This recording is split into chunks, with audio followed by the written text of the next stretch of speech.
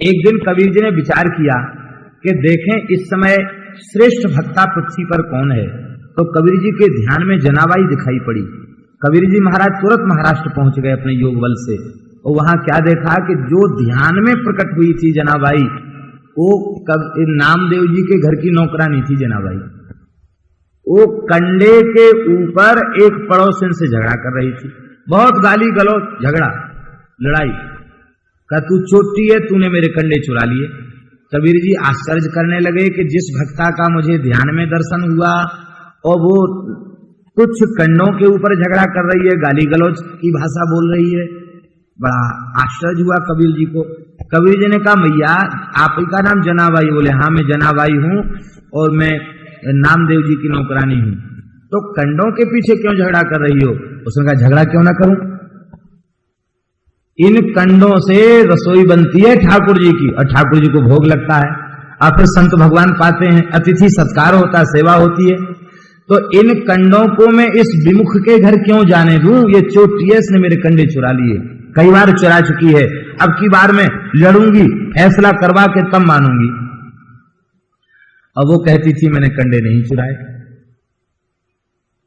कबीर जी ने कहा कि भाई कंडे कंडे में तो एक जैसी आकृति है, उसमें कहीं तेरे नाम की मुहर तो लगी नहीं जो पहचान में आ जाए कि ये तेरे कंडे हैं और ये इसके कंडे हैं। कहा नहीं, हमारे कंडे में मुहर लगी है। किसकी? विट्ठल नाम की मुहर लगी है। मैंने जो कंडे बनाए हैं उनमें भगवान नाम प्रकट होता है। कबीर जी को आश्चर्य हुआ। जैसे जनाबाई के कंडे कान में लगा के देखे तो कंडों से ध्वनि आ रही थी, जय विट्ठल हरि पांडुरंग, जय विट्ठल हरि पांडुरंग, जय विट्ठल हरि पांडुरंग। कबीर जी के नेत्र से अश्रुधार बहने लगे। बोले धन्य है, कंडों को छू दे तो कंडों में नाम प्रकट हो जाए, ऐसी सिद्धा।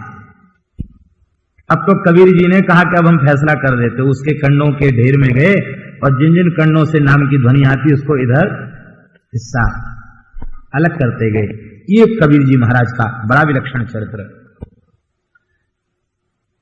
एक दिन की बात है, श्री नामदेव जी के मन में आया कि कबीर जी से मिले, कबीर जी के मन में आया नामदेव जी से मिले बहुत देर हो गई, बहुत दिन हो गए, आप तुरंत गए। तो उस समय भगवान नामदेव जी की इस निष्ठा का, नामदेव जी सब में भगवान का दर्शन करते थे, तो इस निष्ठा की परीक्षा लेने के लिए श्री ठाकुर जी एक पठान के रूप में आए, पठान के रूप में, और पठान के रूप में आकर के पकड़ लिया नामदेव जी को।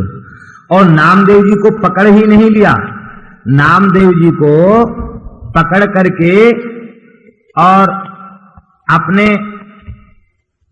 पोटली जो थी ना, उस पोटली को इनके सिर पर रख दिया और स्वयं घोड़े पर बैठकर चलने लग गए।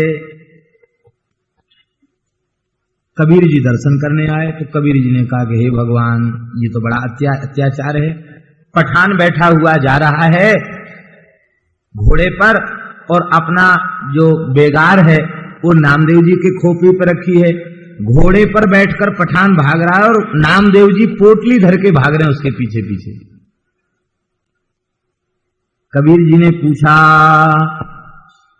कि महाराज, विट्ठल भगवान रक्षा नहीं कर रहे हैं तुम्हारी क्या? इतना अन्याय तुमको सहन करना पड़ रहा है। नामदेव जी ने पद गाया। नामदेव जी बोले, राम तज जा, राम तज और न जानू हो, भगति करत बैठी पकड़े कौन, भगति करत बैठ पकड़े कौन। खूब प्रभु की तस्वीर खूब है सुगल, अयोध्या नगरी में यही है मुगल। ये सामान्य पठान नहीं है। अरे कबीरदास जी पठान वेश में रघुनाथ जी का दर्शन करके अपने नेत्रों को सफल कर लो। ए बढ़िया पठानी सूट पहने हुए और पठानी तुर्रा कलंगीदार टोपी बांधे हुए और अरबी घोड़े पर बैठ करके लगाम कसते हुए पड़ पड़ चलने वाले, ये अयोध्या नगरी में यही है मुगल।